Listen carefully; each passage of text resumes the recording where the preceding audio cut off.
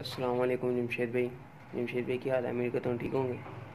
जमशेद भाई न्यूज़ीलैंड की फ़ीमेल है, इसके 7 बनीज़ हैं माशाल्लाह, हेल्दी और एक्टिव हैं। वह फ़ीमेल है और ये 7 बनीज़ हैं।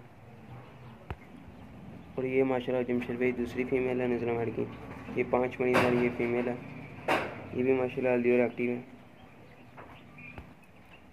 और ये जमशेद भाई ये 6 बनीज़ हैं और ये फ़ीमेल बैठी हैं, ये भी माशाल्लाह हेल्दी और एक्टिव है।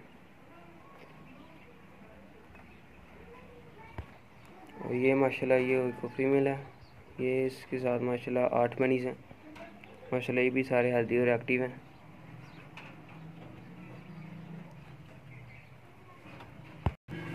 और माशाल्लाह से एक ये फीमेल है, इसने एक ही बनीज़ दिया था, ये माशाल्लाह हेल्दी और एक्टिव है।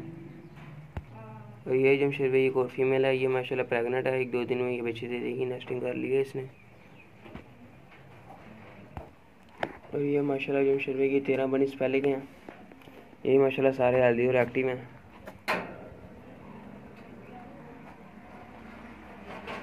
माशाल्लाह से बहुत अच्छा काम जा रहा है।